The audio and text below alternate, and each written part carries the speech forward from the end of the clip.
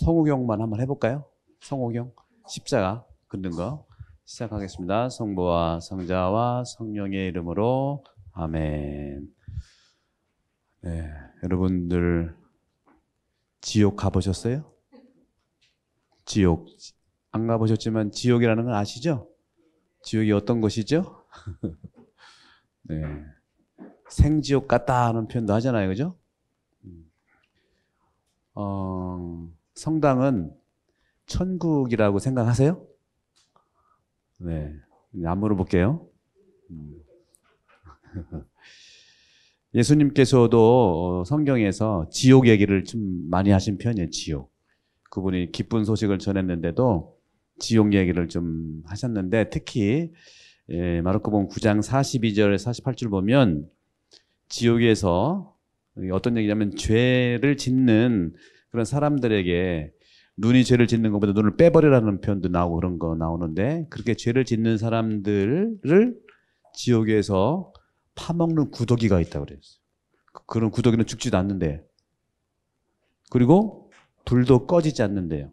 이게 이제 예수님이 성경에 나오는 말인데, 중요한 것은 지옥 얘기를 하려고 한 것이 아니라 죄에 대한 어떤 여러분들에 대한 피하는 의지를 얘기하고자 하는 건데, 여러분도 집에서 꼬마들한테 얘기할 때 칭찬만 하기보다는 뭐 강력한 어떤 벌에 대한 얘기를 하면 좀 꼼짝 못할 수도 있잖아요. 또 묵시록 14장 11절에 보면 또 이런 얘기를 했습니다. 그들에게 고통을 주는 그 연기는, 네, 벌써 알아들었어. 네. 그 고통을 주는 연기는 영원토록 타오르고 짐승과 그 상에 경배하는 자들, 뭐 보통 우상이라고 하죠. 그리고 짐승의 이름을 뜻하는 표를 하는 자는 누구나 낮에도 밤에도 안식을 얻지 못할 것이다. 뭐 겁주는 건가요? 그죠? 또 묵시록 20장 10절에 보면 그러나 하늘에서 불이 내려와 그들을 삼켜버렸습니다. 얼마나 무시무시해요. 여러분들 예비자 교회 성당 처음 오니까 뭐 지옥 얘기부터 한다. 겁주는 거냐? 그럴 수 있는데 제 얘기가 아니고 성경 얘기니까.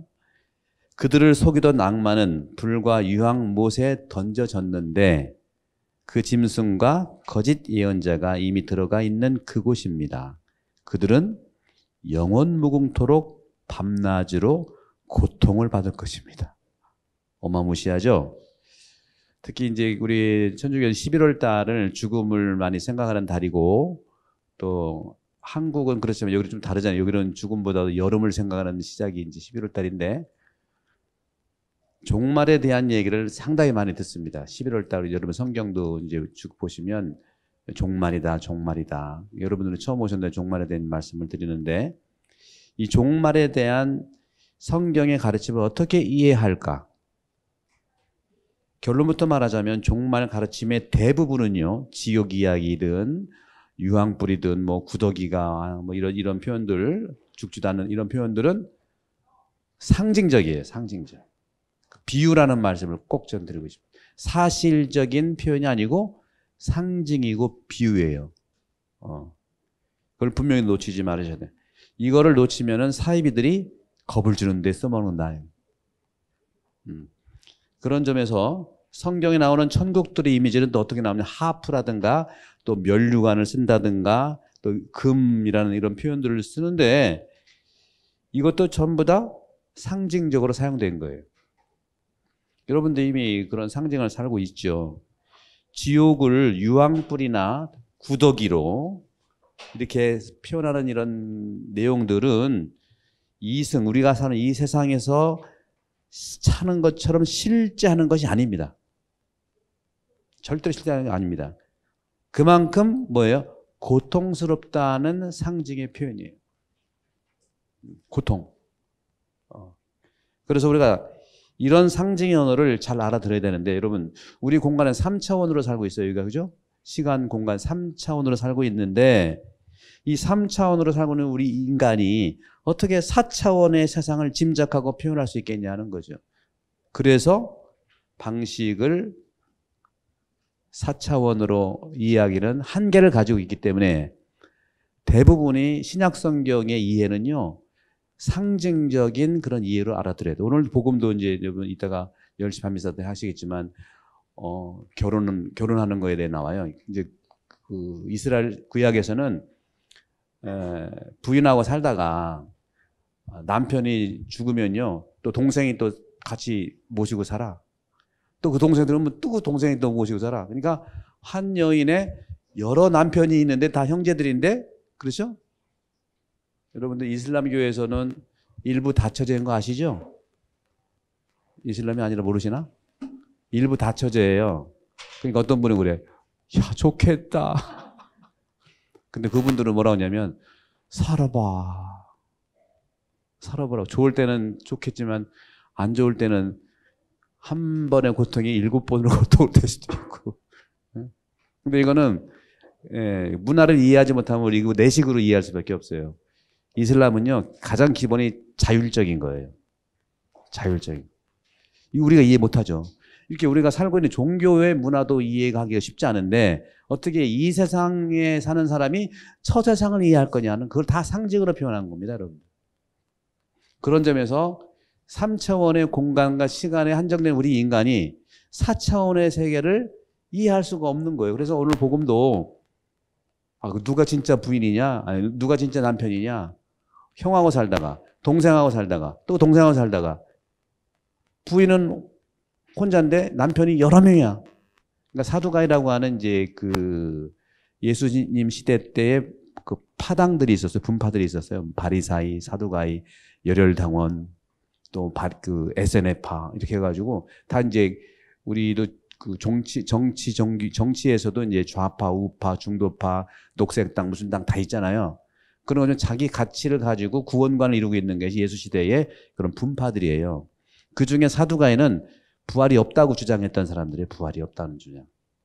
바리사이는 부활을 또 인정했고, 아주 다양합니다. 그런데 오늘 복음에서 사두가이들이 예수님이 하는 행동이 아주 기분이 나쁘니까 아주 딴지를 거는 거예요. 구체적으로. 부인이 하나고 남편이 여럿이었는데 지금은 다 남편이 세상을 떠나서 한 사람하고 살지만 당신이 얘기하는 천국 가든지 어디 가든지 저 세상 가면 누가 남편이요? 하고 얘기하는 거예요. 누가 남편이요? 그래서 부활은 없다 이렇게 주장하는 거거든요. 여기 예수는 단호하게 그런 반론을 기각시킵니다. 말이 안 된다. 말만 안 된다고 하는 게 아니라 정확한 표현을 하는 것이죠. 똑같은 거예요. 이 지옥하고 제가 말씀한 건 똑같은 거예요. 3차원인 세상이 4차원 어떻게 이해할 수 있겠느냐. 그 4차원은 저 세상, 천국이 되든 그 세상은 너희들의 생각하는 거하고 전혀 다른 문제인데 너희들은 이 지상을, 천국을 이해하는 것도 지상처럼 이해한다 그거예요. 그러니까 이제 이해할 수가 없는 거죠. 똑같아요. 남편이 부인을 이해한다는데 내 식대로 이해했다가는 참 이해할 수가 없는 거예요. 여러분들 이렇게 오셔서 무슨 인문학 특강처럼 이렇게 들으셔도 괜찮아요. 본래 종교는 사람에 대한 가치를 찾아가는 것이지 무슨 계율 외우는 데 아닙니다, 여러분. 계율 외우는 거는 계율 외우다가 그 오류에 빠질 수밖에 없어요. 계율은 필요해요. 여러분 우리가 사는데 법 필요하잖아요, 법. 여러분들 오다가 또 도로교통법도 필요하는데 그거 잘 지키면은 사고가 안 나지요? 일반적으로 그렇지만 요즘에는 방어운전도 해야 되는데 규율 지키다가 또 큰 사고, 규율 때문에 나는 게 아니라 누구 때문에 나? 사람 때문에 나는, 똑같은 거예요.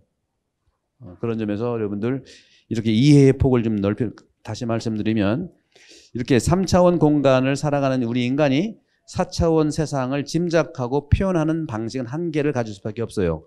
그래서 성경이 상징적인 문자인데 상징적 문자를 그대로 해석하는 사람은 바른 메시지를 이해할 수가 없다. 예를 들어서 예수님께서 비둘기처럼 되라 하는 이 말을 알을 낳아라 하고 이해한다면은 이건 전혀 이해를 못하는 어리석은 사람일 수밖에 없다. 그러니까 내식대로 알아듣는 건 중요하지만 내식이 전부가 아니라는 걸 말씀드리고 싶은 거예요. 여기에 우리는 유혹이 있어요. 제가 요즘에 우리 젊은이들한테 필이 꽂혀가지고, 여기도 젊은이들이 있죠? 늙은이들 뿐인가? 늙은이는 오해하지 마세요. 늘 거기 있는 분입니다. 우리나라 말이 그래요. 나이 관계없이 늘 그곳을 지키는 분이 늙은이. 그럼 젊은이는 뭘까요? 젊은이는 늘 에너지가 많기 때문에 젊은이, 저기를 향해서 늘 달려가는 사람. 저쪽을 향해 달려가는 사람. 액티브한 거죠. 그러니까 우리는 늙은이면서 젊은이여야 돼요. 늘 거기 있을 때 거기 있고 달려갈 때 달려가야 되잖아요. 그죠? 우리는 너무 나이, 성별, 지역으로 쫙 갈라놔. 이건 우리의 문화를 몰라도 너무 모르는 보이는 것만 가지고 우리가 갈등을 부추길 수도 있는 거예요. 그리스도교 예수께서는 여러분들 6개월이 되겠지만 6개월 동안 예수 만나는데 여러분들 관심을 가지면 좋겠다. 뭐 외우려고 하지 마세요. 예수라는 한 사람, 구세주라는 그 사람의 생각과 그 사람의 사고방식, 그 다음에 그 사람 부분의 마음, 또 그분의 언어, 그분의 행동했던 거 다 우리가 알아둘 수 없어. 만난 만큼 내가 할 수 있는 거 하시면 돼. 끝. 다 할 수가 없어요. 그런 점들을 그러나 좀 정확하게는 봐야죠. 예수님을 정확하게 봐야 된다는 말씀드려요. 그래서 누가 어떤 사람에게 이런 말을 했다고 합니다. 당신은 나의 태양이요. 그럼 어떻게 알아들어야 돼? 다 다르죠. 그 전에 뭐 저 북쪽에서는 누구를 또 태양이라고 했잖아. 그죠? 예를 들어서 이런 말을 했을 때 다양한 뜻으로 해석할 수 있다는 거예요. 그래서 성경은 해석의 문제입니다. 문자 그대로 알아들었다가는 오류가 심각합니다. 정말. 그래서 사이비가 많이 생긴 게 그리스도교. 특히 그리스도교의 가치 중에서 이 종말에 대한 거, 지옥에 대한 거, 천국에 대한 거, 이걸로 오해가 돼가지고 생긴 모든 종교 중에 가장 사이비가 많은 종교가 그리스도교예요. 이게 지금 문제가 있는 거예요. 그런 점에서 이 태양이라고 하나를 예를 든다면 희망으로 표현할 수도 있어요. 그죠? 희망. 당신은 나의 태양이라고 내 희망이다. 또 어떤 사람 같은 경우에는 영웅으로 표현할 수 있어요. 어느 사회주의 국가는 영웅으로 표현하잖아. 그죠? 집에서도 자녀들이 아버지 보고 우리의 태양 그러면 그죠? 왜? 먹고 살아야 되잖아요. 그런 부분들. 또는 잘못되면 우상이 될 수도 있어요. 그렇잖아요. 이 한 가지 사건이 꼭 한 가지만 집중되는 것이 아니라는 말씀을 드리고 싶은 겁니다. 그 밖에도 여러 가지로 알아둘 수가 있는데 이렇게 종말이 담고 있고 또 성경의 언어가 담고 있는 의미는 여러분들 폭넓게 바라보시기를 권고드려요. 내 시선과 시야가 중요하지만 내 시야로만 받아봤다가는 내 시야에 머무를 수밖에 없어요. 진리의 시야는 큰 흐름을 보는 것이 종교의 가치이고 인간관의 가치이고 성숙한 사람의 가치예요. 내 시야만큼만 보고 그 시야가 전부다고 생각할 때가 이게 바로 지옥의 시작이야. 지옥은요, 하느님이 만든 게 아닙니다. 내가 만든 게 지옥이에요. 이것이 바로 우리가 볼 때는 그래서 교회는요, 이 지옥의 존재와 그 영원함을 가르칩니다. 그런데 지옥을 아까도 말씀드린 유황불로 들끓고 구더기가 득실거리는 것처럼 묘사가 되는데 근래에 와서는 이제 신학자들이 고민에 빠져요. 아니 신학자들이 지옥에 대해서 심각하게 물은 거예요. 아니 정말 성경이 말하는 그런 지옥이 존재할까? 존재하나? 그래서 이제 예수님 시대 때는 지옥이라는 표현은요 게헨나라는 표현을 써서 이게 히란 말인데 게헨나라는 표현. 이 게헨나는 뭐냐면 우리말로 표현하면 쓰레기통이 쓰레기장. 근데 어떤 쓰레기장? 소각하는 쓰레기장. 그걸 지옥으로 생각했어요. 온갖 잡탕들이 다 버려지고 거기다 불로 질러지는. 그걸 게헨나라고 하는 것은 쓰레기에 불타는 소각장의 의미를 지옥으로도 이제 예수님 시대 때는 얘기했던 것이죠. 이래서 지옥을 정말 사랑이신 하나님께서 만들어 놨을까? 의문이 생기는 거예요. 저도 마찬가지예요. 사랑이신 아버님이 우리 아들, 딸들을 위해서 영원히 벌받는 곳을 만들 수 있겠냐. 그렇죠? 그런 지옥을 몸소 만들지 않았을 거다. 그렇다면 하느님을 우리는 과연 무한한 사랑과 자비의 하느님으로 고백하는데 지옥을 만들었다면 과연 자비와 무한한 사랑의 하느님이냐 하고 물을 수밖에 없죠. 당연히. 고민의 결과를 우리 가톨릭 교회는 다음과 같은 결론을 일단은 두 가지로 내려줬습니다. 일단 두 가지가 뭐냐면, 첫째, 지옥은 불이 활활 타거나 사람을 질식시키는 장소가 아니다. 아닙니다. 분명히 아닙니다. 이게 이제 최근의 신학이고 최근의 교회 가르침 교리예요. 물론 중세 때라든가 불과 이제 70년 전에는 지옥을 장소 개념으로 이해를 했었어요. 장소 개념. 그러니까 그 당시에는 그렇게 이해한 겁니다. 그러나 요즘 당시의 이해의 폭은 또 달라지는 게 아니라 더 해석을 새롭게 하는 겁니다, 여러분들. 그런 점에서 장소 개념이 아니고 어떤 개념이냐 하면은 하느님과 내가 영원히 단절하게 돼. 하느님 사랑이니까 사랑과 영원히 단절하게 되는, 여러분 사랑하는 사람과 단절되면 어떤 상태예요? 사랑하는 사람과 단절되면 괴롭잖아요. 고통이잖아요. 거기에 중요한 가치가 있다. 지옥은 뭐냐? 사랑해진 하느님과 그냥 단절이 아니 영원히 단절해서 처하게 된 고통의 상태. 고통의 상태가 지옥이에요. 그러니까 여러분 지금 그런 고통의 상태를 조금 체험한다면 여러분도 지옥 체험을 하는 거야. 그래서 우리가 그러잖아요. 생지옥 같아 하는 건 진정한 고통의 체험을 하고 있는 거예요. 그래서 죽을 죄를 뉘우치지 않고 하느님의 자비로운 사랑을 받아들이지 않은 채 죽기를 고집해서 영원히 하느님과 단절되는 것 자체가 영원한 고통이고 심판입니다. 그래서 이 지옥이란 이처럼 사랑이신 하느님과 또 사랑을 사랑하신 분들, 뭐 보통 우리 성인들이라고도 하고 우리 얘기를 하죠. 이런 분들과 이루는 친교를 스스로 결정적으로 거부한 상태를 얘기하는 거예요. 여러분들 6개월 동안 이제 오셔서 예수님의 가르침과 예수님 만날 텐데, 제가 누군지 아시죠? 제가 누구죠? 네, 신랑은 아니잖아요, 그죠? 아니, 리액션 좋았어요. 신랑은 옆에 있잖아, 그죠? 신부인데, 신부는 혼자 살아요? 아니면 같이 살아요? 네, 저도 같이 살아요. 잠만 혼자 자. 우리 식구도 2,000명인데. 그렇잖아요. 그죠? 여러분들은 그러면은 혼자 살아요? 함께 살아요? 결혼하신 분은 함께 살죠? 그죠? 행복합니까? 행복하죠. 혼자 있으면 외로워서 결혼하신 거잖아. 함께 있으면 어때? 괴롭지 않아? 혼자 있어서 외롭고, 외로워서 함께 하다 보니까 괴로울 수 있다. 그래서 우리는 외괴인이야. 외롭고 괴로운 존재. 여러분 슬슬 이제 여러분 마음의 문을 열면 웃음도 있을 겁니다. 사제든 또 우리 본당 성당은 또 수녀님도 계셔. 수녀님은 어떻게 가족들이 있나요? 여러분 같은 남편이라도 저 같은 부인은 없지만 가족은 있어요. 가족.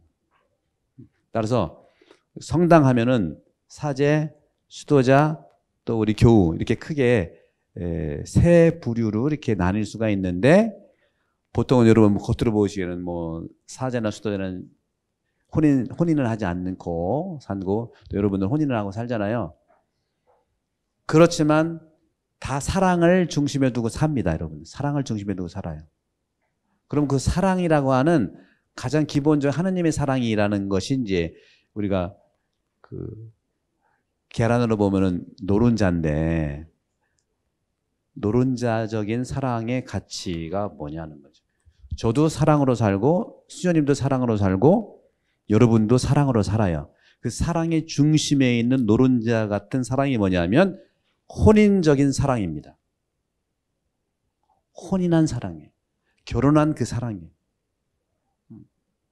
여러분들, 저는 여기 우리 본당에 와서 한 100상 정도 혼인을 지금 주례하고 싶어. 주례라는 단순히 식만한다는 게 아니라 결혼 준비 전 또 결혼한 다음에 이렇게 해서 한동안, 오늘날 이 시대가 혼인이라고 하는 것이 하느님의 선물로 분명한데 벌써 40년 전부터 30년 전부터 이혼율이 너무너무 올라가는 거예요.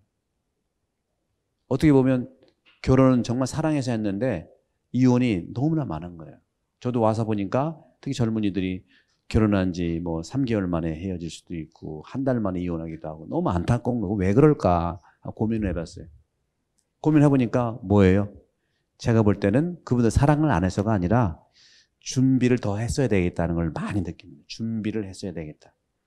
보이는 준비는 잘하는데 안 보이는 준비. 여러분들 신앙 믿음이라는 것은요. 핵심은 뭐냐면 안 보이는 걸 믿는 게 신앙입니다. 여러분. 안 보이는 걸 믿는 거예요. 보이는 건 다 사람들이 알게 돼 있어요. 여러분들 안 보이는 것을 안 보이는 진리를 추구하시기 바라요. 보이는 거는요. 보이는 것도 요즘은 안 믿으려고 그러지만 물론 보고 믿는 것도 너무 중요해요. 그 가장 기본이지만 안 보이는 걸 믿는 게 부부도 그렇고 교회도 그렇고 사회도 마찬가지예요. 그런 점에서 이 젊은이들의 이 사랑 가운데 있는 핵심적인 사랑. 그러면 저도 사랑을 살아야 되고 수녀님도 사랑을 살아야 되고 부부도 사랑을 살아야 되고 남녀 짝들도 서로 사랑을 해야 되는데 그 사랑의 깊은 중심이 바로 예수님께서 나눠주시는 사랑인데 그게 뭐냐는 거죠. 그래서 지난번에 한 2주 전인가요? 혼배할 때에서 제가 이제 간단하게 주례사 같은 거를 간단하게 얘기했어요. 주례사를 저 여러분께 말씀드릴게요. 이 주례사의 내용이 여러분들이 모두 배울 것과 살아갈 가장 기본이 됩니다. 여러분 결혼을 하면은요, 성당에서 가장 중심적으로 얘기하는 예수님의 가치가 뭐냐면 이게 창세기부터 연결되어 있는데 남자는 부모를 떠나 아내와 하나가 된다는 표현이 있어요. 그러니까 둘이 한 몸이 된다는 게 있어요. 성경도 그렇고 예시도 다 그런 얘기예요. 둘이 한 몸이 된다. 이제 둘이 아니라 하나다. 아닌 건 아니에요. 둘이 하나인 거예요, 여러분들. 그럼 이 둘이 하나라는 것이 어떻게 우리가 살아가야 되느냐는 거죠. 둘이 하나다. 둘이 하나라는 것을 보이는 것만 문자 그대로 해석을 하지 않고 문자 그대로 하면은 결혼한 다음에 병원에 가서 서로 꼬매야 되지 않아? 둘이 하나야 되니까. 그죠? 같이 붙어서 있어야 되잖아요. 그런 게 아니잖아요. 그죠? 그럼 둘이 하나가 어떤 뜻이냐? 둘이 하나라고 하는 것은 예를 들어서 이제 영희하고 철수라고 합시다. 옛날 말로. 영희와 철수. 철수는 신랑이고 영희는 신부예요. 그죠? 둘인데 하나가 된다는 건 뭐냐면 결혼을 하고서 사랑의 가족을 이룬다는 것은 결혼을 한 다음에 혼인한 다음에 둘이 하나는 뭐냐면은 이제 영희와 철수라고 그랬죠? 철수 남편은 앞으로 아내 영희로 살아가는 거예요. 영희 부인은 앞으로 살아가는데 철수 남편으로 살아가는 거예요. 다시 표현하면 남편은 부인의 거울로 살아가야 되고 부인은 남편의 거울로 살아가야 돼. 근데 그게 가능합니까? 둘이 하나라는 것은 남편은 부인으로 살아가고 부인은 남편으로 살아가는데 이게 가능하냐고요. 살아보니까 어때? 오빠 호르몬 나올 때는 가능했어. 몇 년간 이잖아요. 그죠?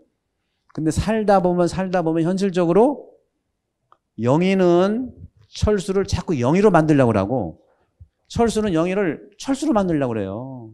거울이 아니라 완전히 나로 만들려고 하는 것이 우리 사람의 어떤 그 속성인 것 같기도 해요. 그래서 어떻게 해야 되냐? 그래서 우리는 이 중심이 되는 사랑이라는 것이 끊임없이 우리가 이 가치를 살아가려면 나를 바라봐야 된다는 거지, 거울로. 두 번째, 부부로 살아가기 위해서 많은 대화를 했으면 좋겠다. 대화를 많이라는 거지, 끊임없이 대화했으면 좋겠다. 그럼 대화를 왜 해야 돼요?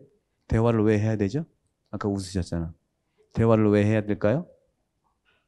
괜찮아요. 뭐 맞는 거 틀린 거 없으니 그냥 자연스럽게 얘기할 수 있어요. 대화를 왜 해야 되겠죠? 대화를 왜 해야 돼요? 마음에 있는 말을 전달하기 위해서. 내일 세례드릴게. 공부할 필요가 없어. 저런 말을 하려고 지금 하고 있는. 마음에 있는 걸 어떻게 한다고요? 전달은. 그 마음에 있는 말은 어떤 말일까요? 사랑한다는 말. 아이고. 벌써 오글오글 되네. 대부분 어떤 분은 어떻게 얘기하냐면, 대화를 왜 해야 되냐 하면은요, 어떤 분은 일치하기 위해서. 그래서 일치하지 마, 제발 좀. 공상담도 아니고 말이 일치한다고 자꾸 끌어당겨. 그 말은 틀린 건 아닌데, 일치하려면 내가 상대편으로 이렇게 이해하고 해야 되는데, 빡 틀어 당기는 거. 일치라는 말로 여러분 현혹되지 마세요. 일치를 획일로 생각하는 경향이 있어요. 생각이 어떻게 다 똑같을 수 있어요. 어떤 분은 같은 생각을 갖기 위해서요. 생각 같이 하지 마. 생각이 달라도 대화하는 게 중요하다, 그죠? 우리는 굉장히 어떤 심리학으로 얘기하면은 슈퍼에고가 강해가지고 일치해가지고 뭐 같은 거 바라보고 같이 가야 되고 그러면 너무 좋죠.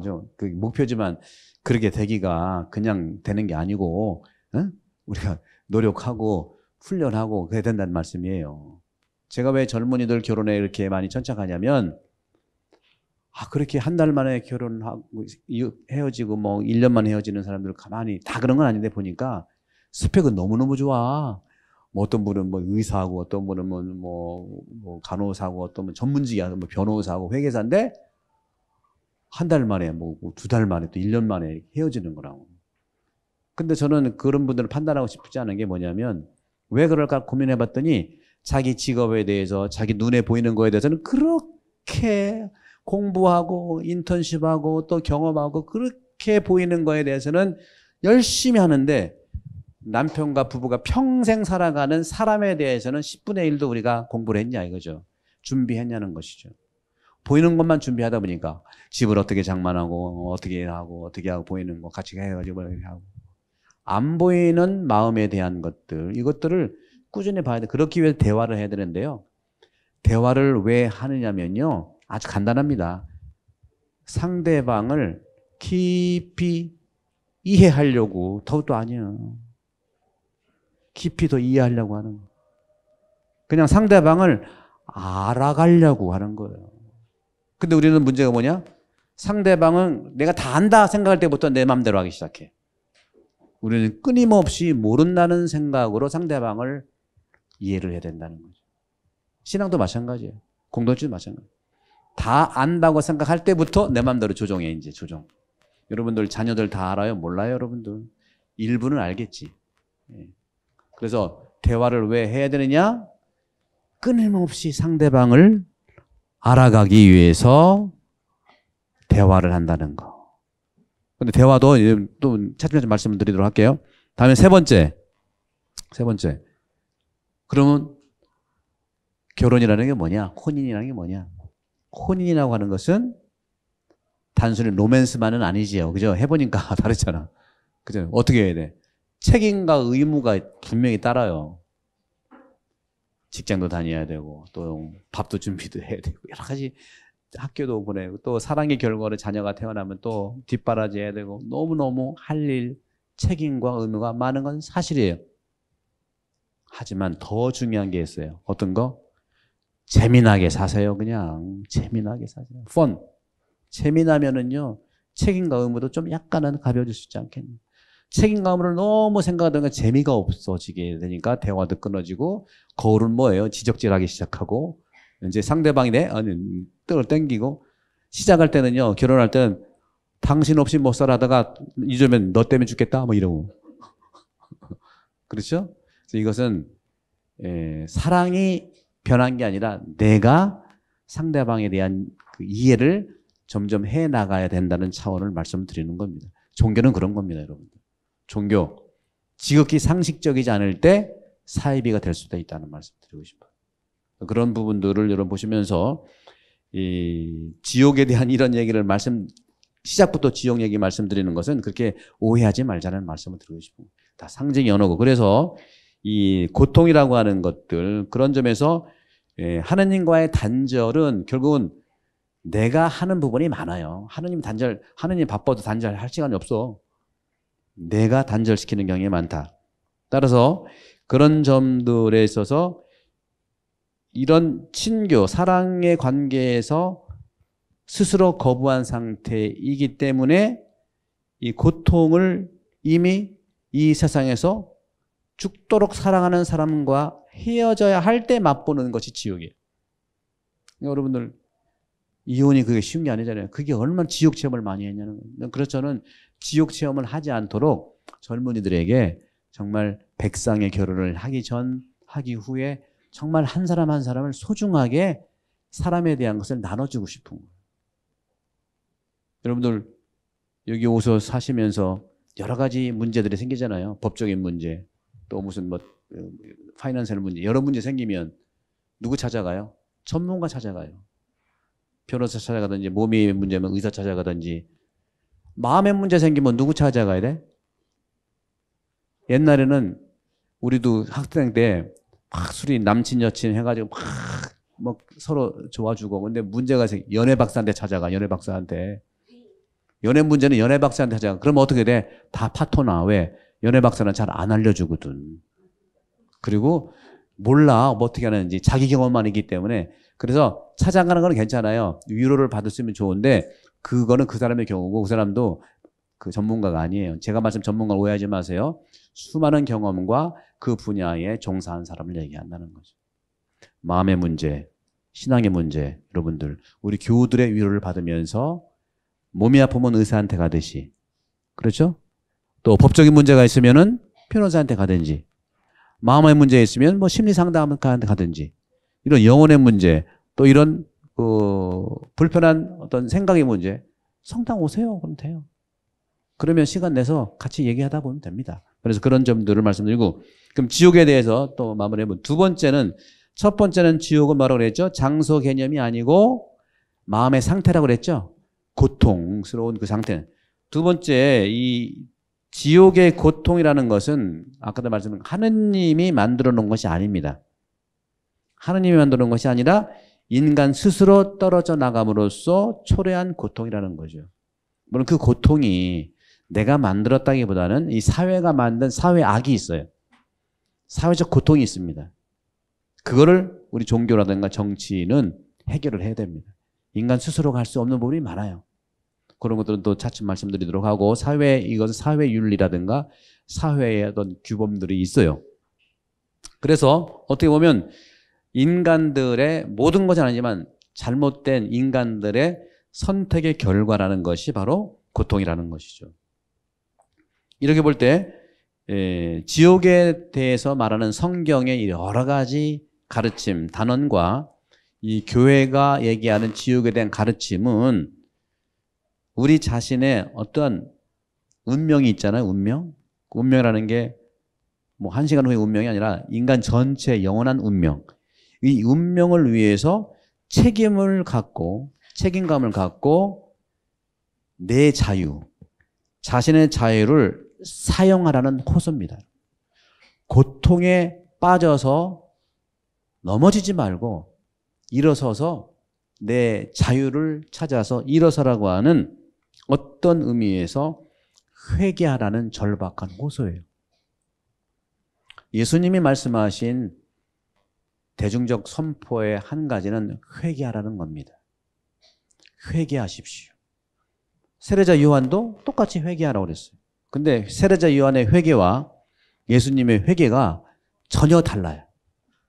같은 회개라도 전혀 달라요. 세례자 요한은 구약의 회개를 얘기한 거고, 예수님의 회개는 신약 성경의 회개를 얘기한 겁니다. 구약의 회개는 뭐냐? 말 그대로 죄 지었으면 죄를 끊고 하나님께 오라고 하는 것이 구약의 회개예요. 그러니까 구약의 회개는 누가 해야 돼? 죄인들이 해야 되는 거예요. 죄인들이 회개해야 되는 것이 구약이에요. 구약 전체가 회개하라는 하느님의 선언들입니다. 그걸 중간중간에 선포한 사람은 예언자들이에요. 구약 성경은 한마디로 얘기하면 회개의 책인데, 어떻게 회개? 죄 지은 사람들이요, 하느님의 말씀을 듣고 죄를 끊고 방향을 확 바꿔서 나에게 돌아오라. 이게 회개의 개념이에요. 신약의 회개는 예수님은요, 꼭 죄인들이 회개하라고 하잖아요. 죄하고 관계없습니다. 신약은 절대 죄하고 관계없는 거예요. 그럼 누가 회개하느냐? 모든 사람들이 회개하라는 거예요. 예수님 안에서는 죄인이든 죄인이 아니든 아무 구별이 없어요. 오히려 특히 예수님은 죄인에게 더 가까이 가셨어요. 대부분은 죄인들을 우리는 판단하고 저주하고 그렇게 하잖아요. 근데 예수님은 오히려 죄인이라고 하는 사람과 같이 어울렸다는 말이죠. 우리도 역시 마찬가지입니다. 죄인을 판단하지 마십시오. 나는 죄인이지만 죄 자체는 나는 아니에요. 또 그런 점에서 신약에서는 죄인이 아니라는 바리사이들이 예수님한테 상당한 어떤 공격적 이런 그 심한 표현들을 받은 것이 바리사이들이에요. 오히려 예수님이 어울린 분들은 그 당시 죄인이라고 했던 창녀, 세리, 죄인들 이런 사람을 어울렸다는 거예요. 그럼 오늘날 그럼 죄인, 창녀, 세리가 누구냐 하는 걸 바라봐야겠죠. 나는 또 누구냐 하는 걸 바라볼 필요가 있겠죠. 그런 점에서 회개라고 하는 것은 예수님 시대에 와서는 회개는 모두가 해야 되는 건데 세례자 요한의 구약의 회개는 죄를 끊고 오는 것이지만 신약에서 예수님의 회개는 생각을 바꿔라. 딱 한 가지. 자기 고집으로 계속하고 자기 표현, 자기 언어, 독설적인 거 상대방한테 기죽이고 상대방이 함부로 하고 그게 지옥이라니까. 지옥 제조기들이야 그거. 고통을 나눠주는 게 지옥에 만들어가는 것이다. 신약의 예수님의 회개는 생각을 바꾸고 새로운 방식을 찾아가는 것이 회개. 그건 죄하고 관계없는 거예요. 그렇게 해서 새로운 방식을 가다 보면 죄는 멀어지게 돼 있어요. 죄는 멀어지게. 그런 점에서 이미 우리는 이 지상에서 지옥도 살고 있고 이 지상에서 천국도 살고 있는 겁니다. 하느님을 등지고 하나님의 뜻이 아니라 자신의 뜻을 사는 사람들이 이 지상의 지옥을 살고 있는 셈입니다. 내 뜻대로만 한다. 지옥에 입문하신 분들이야.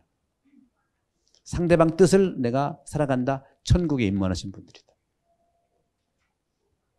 한 인간이 이웃을 물리치고 그리스도 공동체를 배척한다면 그 삶 안에는 이미 지옥이 전개되고 있는 겁니다. 남을 바라볼 줄 모르고 영원히 자기 자신만으로 만족하며 살아가는 인간의 존재 방식 자체가 이미 지옥이에요.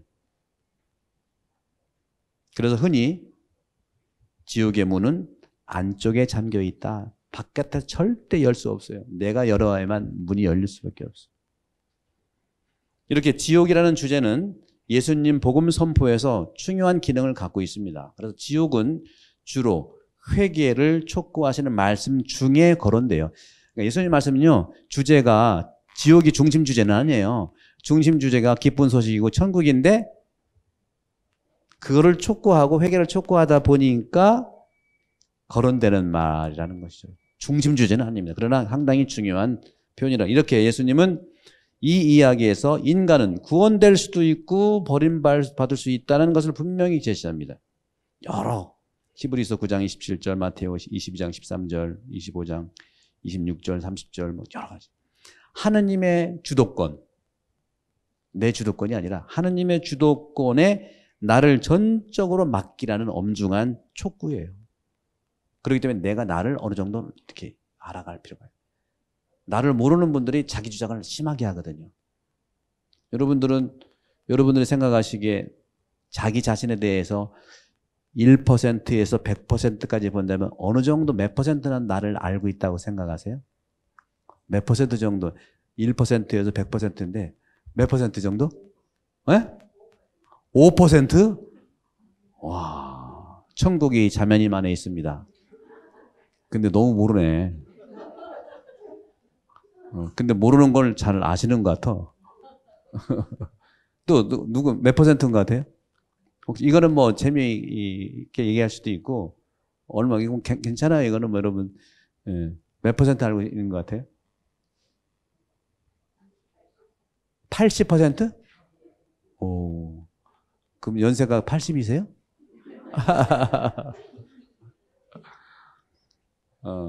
저는 제가 저를 안다고 포럼해보면 한 20% 알까? 제가 저를 20% 요즘에 생각하는 게. 왜냐면 내가 똑같은 식으로 하는 것이 계속 지금 몇십 년째 계속 되거든. 똑같이 하지 않는 빙산의 일각이라고 여러분들 분명 빙산의 일각이 여러분이 여러분 알고 있는 거 빙산의 일각으로 보시면 어마어마한 하느님의 선물들이 나옵니다. 이거는 제가 하는 얘기가 아니라 요즘에 심리 상담가, 정신 분석가 이런 전문가들의 얘기를 쭉 임상 실험을 쭉 해봤더니 사람이 사람을 아는 퍼센트가 대부분은 25%래요. 대부분 25% 정도가 안다고 본다. 나머지 75%는 이제 잠재적인 나도 모르는 어마어마한 탤런트 가능성들이 있는 거죠. 그러니까 내가 나를 안다고 생각하지 말고 모른다고 자꾸 캐낼 필요가 있다는. 특히 상대방, 부부지간도 마찬가지예요. 남친, 여친도 마찬가지고 또 인간관계도 마찬가지예요. 그럴 때 우리가 상당히 존중하게 돼 있어요. 내가 다 안다 할 때보다는 함부로 할 수밖에 없는 부분들이 있다는 거예요. 그런 점에서 이렇게 이 피조물인 인간이 창조주 하느님의 주권을 자신의 것이냐 착각하는 것 자체가 지옥의 출발점이다. 지옥에 대한 예수님의 말씀은요, 사실 우리를 겁주기 위해서 절대 아니죠. 우리가 희망을 주는 것이고, 이것을 우리가 세상을 끝나기 전에 알았다면 얼마나 안타깝겠어요. 근데 우리는 앞으로 살 날이 굉장히 더 많아요. 그죠? 요즘에는 재수 없으면 200살 산대. 100세 시대는 벌써 옛날 얘기고요. 여러분들 이혼이 증가된 이유 아시죠? 이혼이 왜 증가됐을까요? 오래 살아서 이혼 증가돼. 옛날에는요, 환갑 지나면 다 하느님이 불러서 갔는데 환갑 때도 요즘은 청년이야. 그러니까 여성분들이, 부인분들이 이제 의학적으로 남성 호르몬도 세졌겠다. 할 말도 하겠다. 그리고 그동안에 옛날에는 그 정도 되면 하느님 안 불러주니까 내가 가겠다. 그래서 뭐 요즘에 AI 시대기도 하고 뭐 인공지능 시대고 해서 뭐 생일날에 이제 한 70살 생일날 우리 심심한데 간이나 좀 바꾸러 갈까 해서 간 좀 바꾸고 오고, 눈이 심심한데 눈 좀 하나 바꾸고 새 거 있어 백화점만 생길 거라고. 그럼 너무 힘들겠죠, 그죠? 예, 그러나 우리가 정말 이 인격적인 그런 가치를 충분히 우리가 내 스스로 찾아볼 수 있는 그런 점에서 지옥에 대한 예수님의 말씀은요, 어떤 우리에게 겁을 주기 위해서 또는 어떤 지적 호기심을 채워주기 위해서 주어진 것이 아니고 내 양심과 내 의지와 그 안에는 사랑, 그리고 내 영혼 속에 있는 그런 사랑과 내 마음의 자유를 북돋아주기 위해서, 무궁무진한 그러한 가능성들이 있다는 거죠.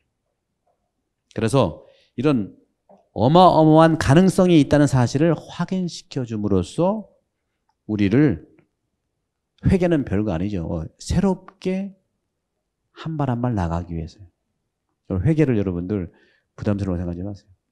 우리는 평생 신앙생활은 회개 생활이에요. 회개는 뭐냐? 아까 예수님이 하는 회개는 생각을 바꾸라는 것이죠. 안 바뀌면 바꾸지 마세요. 바꾸려고 하지 말고 새롭게 가라는 거죠. 신약 성경을 한마디로 그러면 어떤 말이냐 하면은 새롭게 살아가는 거예요.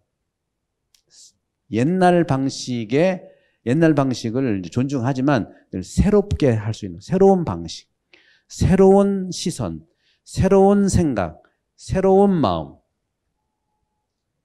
이런 걸로 그게 회개예요.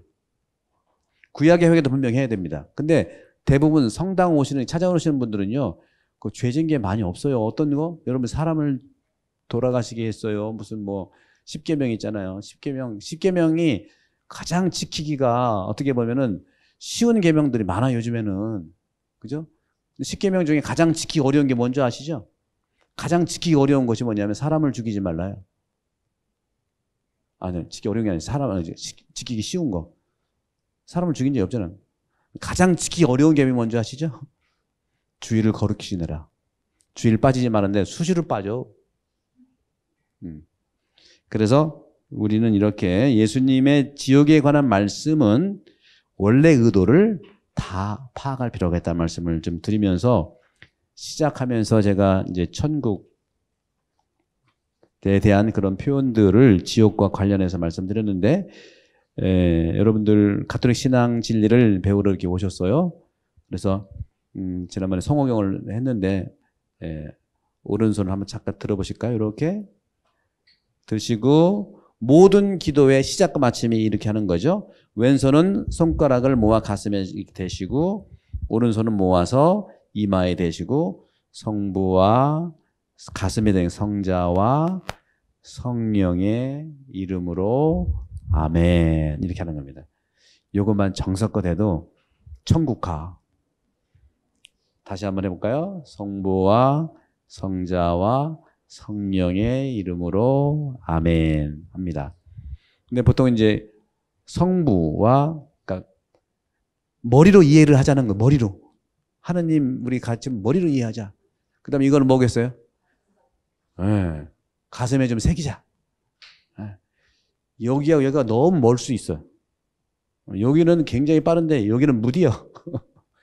그래서 여기로 이해하고 가슴으로 품고 양 어깨는 뭐 어깨가 상당히 넓고 움직이려면 어깨부터 움직이잖아요. 그죠?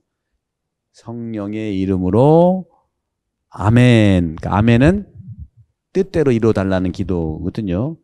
그래서 우리 그 로마 카톨릭은 성호경을 그렇게 이렇게 긋습니다. 이렇게.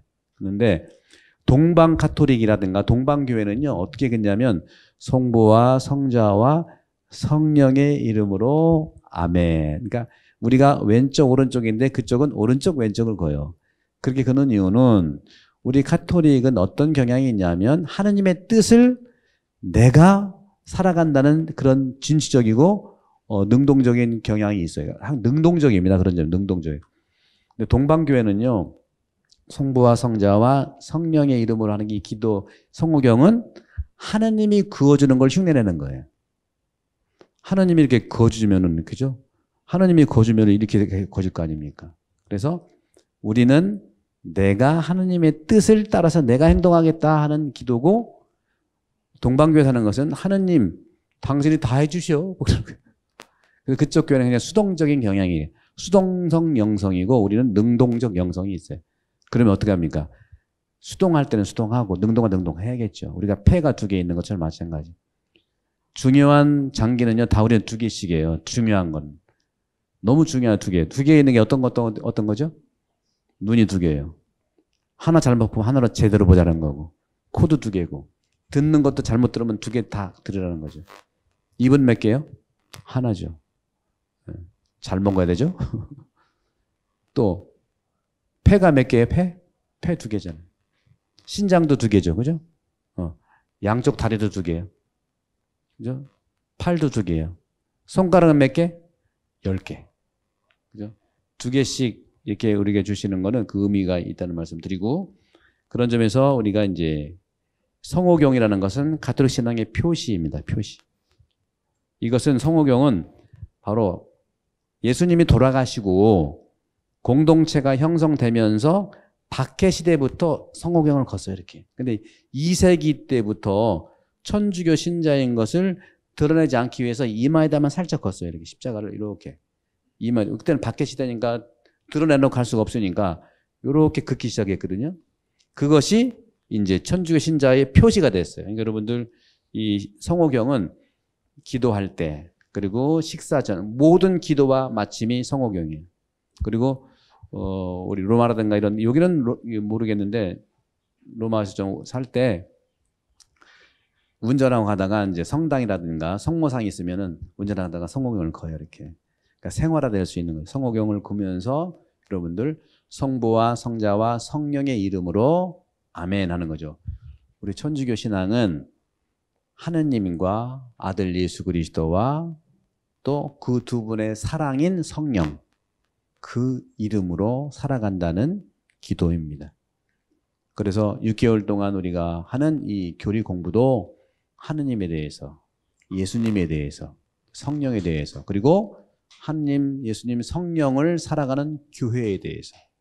그래서 여기 이제 보시면 아시겠지만 여러분들 이제 그리스도교 신앙 교리문답이라고 했는데, 가톨릭 교리를 배우는 5가지 원리가 있어요, 여러분들. 기본 원리는요, 4가지거든요. 다시 말하면, 우리가 이제 가톨릭 신앙이라는 것은 바로 뭐냐면, 기본적인 교과서가 성경책이에요. 가톨릭 종교는 계시 종교입니다. 계시라고 하는 것은 뭐냐면 자기를 소개했다는 거예요. 하나님이 먼저 우리에게 오셔서 소개한 종교가 계시 종교예요. 동양 종교는 대부분이 자연 종교예요. 누가 먼저 시작한 게 아니라 우리 인간이 스스로 찾아가는 종교. 그래서 깊이로는 아시아 종교가 굉장히 깊어요. 넓고. 근데 확실한 이런 그 원리 원칙이라는 것들을 찾아가기 위해서 쉽지가 않은 부분들이 있어요. 천주교가 어렵다고 하지만 천주교는 굉장히 쉽습니다. 근데 2000년 되다 보니까 집안에 이 전통이 많아. 그 전통 때문에 어렵다고 하지 성경이라든가 이거는 그렇게 어려운 게 아니에요. 어렵다는 건 뭐냐면 그 흐름은 똑같다는 겁니다.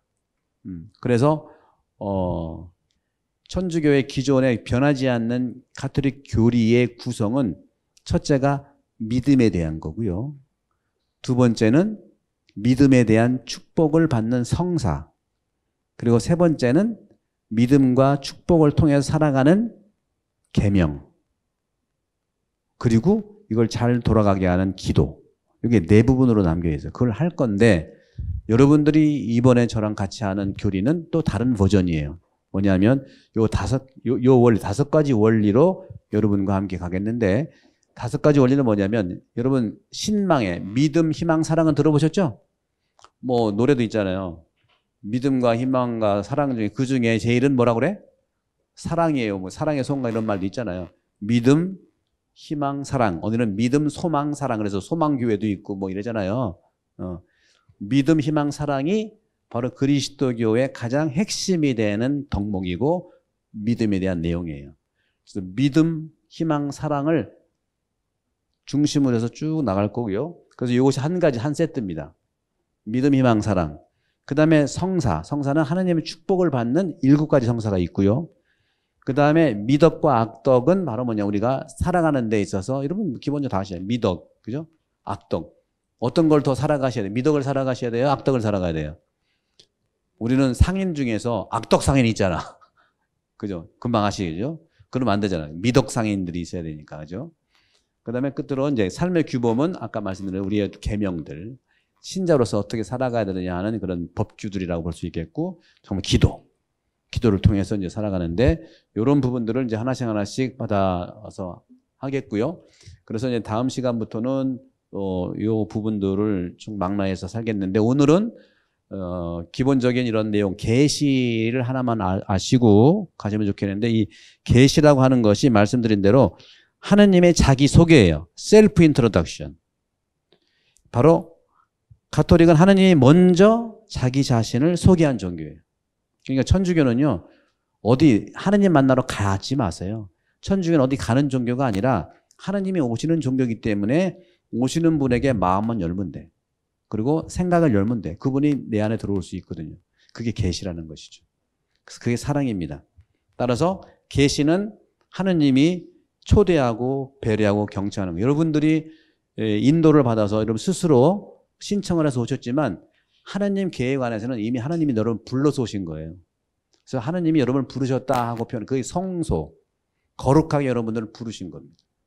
그런 점에서 계시 종교의 그런 모습 어디서 만나느냐? 성경이 바로 모든 계시의 책입니다. 성경.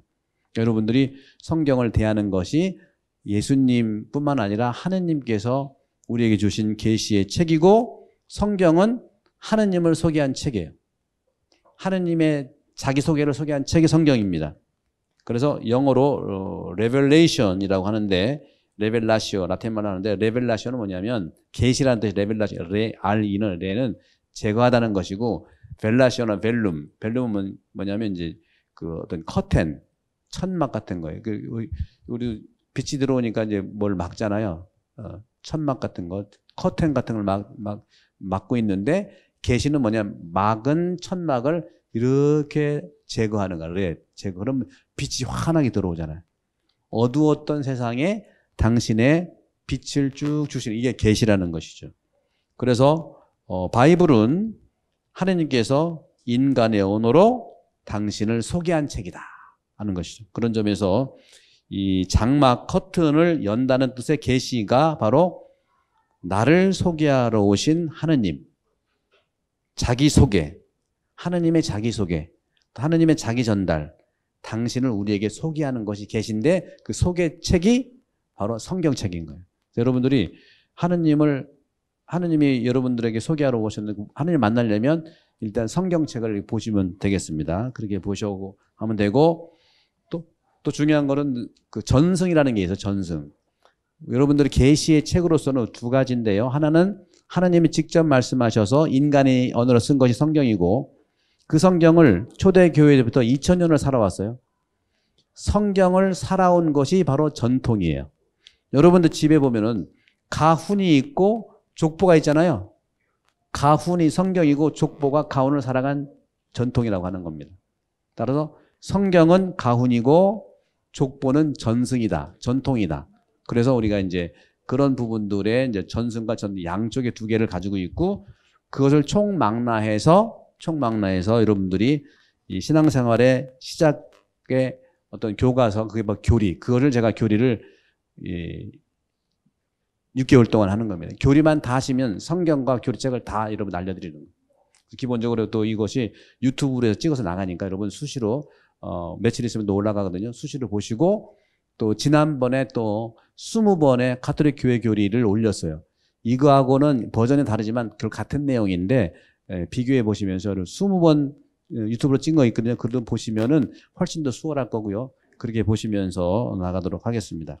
그러면 이 정도로 오늘은 마치고 다음 시간에 또 나가도록 하고 오늘 마친 다음에 또 여러 봉사자 분들과 함께 좋은 시간 나누시고 또 이 시간에서는 시간 관계에서 제가 이제 강의만 주로 하지만 그 나눔 시간 때 어떤 서로 소통하고 대화를 나누시면 좋겠다는 말씀드립니다. 그럼 마침 성가로 성공연 거볼까요? 성부와 성자와 성령의 이름으로 아멘. 수고하셨습니다. 감사합니다.